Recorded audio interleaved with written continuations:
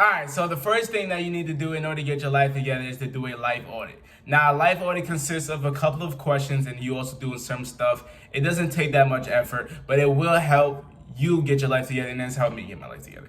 So the first thing of your life audit is to ask yourself, what am I doing wrong and what am I doing right in life? Now, within my own journal, I wrote what I was doing wrong and I was doing right. My wrong was this long. I only had 3 things I was doing right within my life, but I felt empty, right? I had moments where I felt empty. I had moments where I felt lost. I felt like I had no direction in life. I felt like I lacked guidance. I had moments, sometimes I felt sad. And it's like, of course you're gonna feel sad when there's only a few things you're doing right in your life, and there's a whole bunch of things that you're doing wrong when it comes in your self-care and the way you're treating yourself and the way you're maintaining yourself. And yeah, this is great. You got to put it on paper. You have to really ask yourself, what am I doing right? What am I doing wrong? So the things that I was doing right was that I was just doing right financially. You know what I'm saying? Just had a good amount of money saved up type stuff. But doing wrong, bad eating habits. I was eating late. I was eating very unhealthy food. I was eating snacks. I was eating at a high calorie intake every day. My consistency with self-care was bad. I was falling off with meditation, journaling. I was falling off with all those habits that you do within the beginning of your self-improvement or your spiritual journey.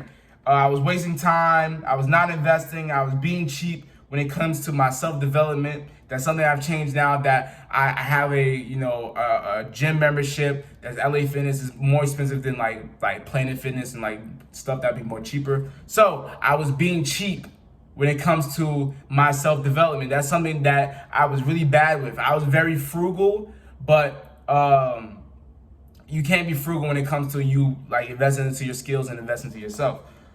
Not working out, not taking supplements, and not getting enough sunlight and all that bunch of stuff. So look how long my wrongs were and look how short my rights were. So this is what you have to do with yourself.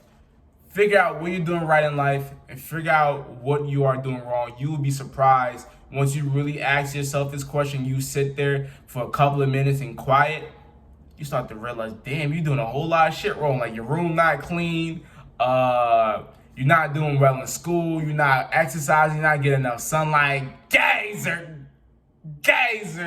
You know what I'm saying? You're not doing the right habits to make you feel good. So why would you question why you're having moments where you feel sad? When you're not doing the things that make you feel happy. And that's the next thing you do within your life audit to get your life back together. That's helped me get my life back together. So the next thing you would ask yourself is, what makes you happy? What makes you feel joyful? What makes you smile and have that kid-like feel again, all right? Now, for me, what makes me happy is being out in nature, dancing, you know what I'm saying? I'm from New York. We like to get sturdy, you know what I'm saying? Making people days, finish a well put together task. If I got tasks and I'm being productive, I'm knocking things out, I'm uploading videos, I'm recording videos, I'm doing this, that. Doing tasks makes me feel happy, makes me feel good. Executing goals, overall success, working out makes me feel happy. Receiving mail, like, you know, saying your little Amazon type stuff. Helping people out, appreciation make me feel happy, and learning new skills make me feel happy, right? So this is the next thing you do within your life audit, is to ask yourself what makes you feel happy. This is personal for you. What makes you feel happy could just be talking to your significant other. It could be talking to your homies. It could be playing video games. It could be working out. It could be getting some sunlight. It could be cleaning your room. Ask the next question for yourself in order to get your life together and get your life back on track. Is to ask yourself what makes you happy. And you will have a moment, right? A lot of people have a moment where they start to realize, like, oh shit. The things that makes me happy, I'm not even doing on a day-to-day basis. I've realized that. When I wrote down what makes me happy, I'm like, damn, bruh. All this shit that makes me feel good, I'm not even doing on a day-to-day basis. I'm not doing it consistently. I'm not giving attention to it. I'm giving attention to the things that does not make me happy, right? So that's the second question you ask yourself. The third thing you do within your life audit is that you revise your goals. If you have goals, you probably got a little notebook, a little, you know what I'm saying, your notes on your phone where you wrote down your goals. Look back at them. Look back at your goals for the year, whether it's for a year, 3 years, whatever the time frame you put for your goals. Look back at your goals. You start to realize, damn, I haven't been working towards my goals. Now, you may have been like, oh, one of your goals is to get a degree and you've been working at school, but you haven't like consciously said, this is my goal and I know it. And I get to see it every day and I get to know this is the direction I'm going within your life. Getting your life back together is by knowing the direction of where you want to go. So that's why you first have to ask yourself what you're doing wrong, what you're doing wrong. Then the next thing you have to ask what makes you happy. So you can find a direction and the person you need to be in order to get your life back together. So the next thing you would do is revise your goals. Look at the goals that you've had. Look at the things you've been lacking and the things you've been going after and getting. Look at where you've been lacking. Whether it's like getting your college degree, have you been lacking within your grades? Have you been not coming in on class? Is one of your goals about saving money? Have you been lacking when it comes to saving bread, when it comes to budgeting, when it comes to increasing your income? See where you are lacking towards the actions and the habits you need to get towards your goals. So then after that, you will revise your goals. You will revise your goals as in making more goals. You would take away some goals. You would change the way you say your goals. Sometimes people would say, I want to make $1,000. Well, okay, you want to make $1,000, cool. But if you put in your journal something like, I must save no less than $1,000, that changes the frame. It changes the frame. Instead of just saying, I want to, I forgot, you know what I'm saying? Like, I want to, but when you change it, I must save no less than $1,000 by this time. Now you're giving that urgency, that sense of urgency by giving yourself that time and that pressure. And you're saying you must do it. And then you're also saying you know less than, so therefore it's a standard now. It's not a goal. It's not a goal. It's not like, oh, I want to save 1,000. No, it's a standard that you save no less than $1,000, right? So the next thing you do to get your life together is self-care, right? It's very important. You have to feel good physically within yourself, and you have to be attracted to yourself. You have to feel good and make sure your environment is nice, clean, welcoming. You see, I got the plant right here. I got the light right here, the diffuser. I got some motivational stuff right here behind me, right? So, things within self-care, it could be a haircut, you know what I'm saying? Niggas know, when you get your haircut, you feel mad good. You feel like you talk to any shorty. You just feel like a whole new confidence, right? So, some stuff you do for self-care is a haircut. Give yourself a self-massage. It's not gay if you self-massage. You do when you beat so it's still the same. That's a self-massage too. To give yourself a self-massage. I'm not saying you have to do these type of self-care things. I'm just saying this type of self-care stuff that I like to do, right? The next thing would be cleaning my room. I love my room nice and clean, my bed made. I got the vibes, I got the jazz music going on the reggae music. My Jamaicans know the reggae music, you know what I'm saying? The young Jamaicans, we don't appreciate reggae music how we supposed to, right?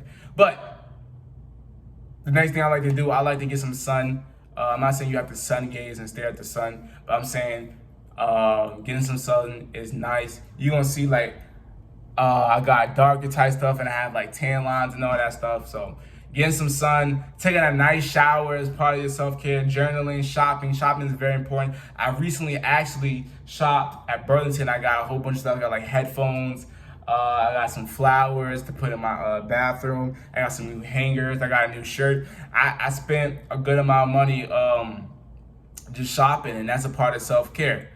So yeah, think of all the things that you like to do for self-care. All those things is personal to you, right? It could be your self-care. It could be a massage. It could be cleaning your room. It could be a whole bunch of different things. You have to ask yourself, what do you like to do when it means of self-care?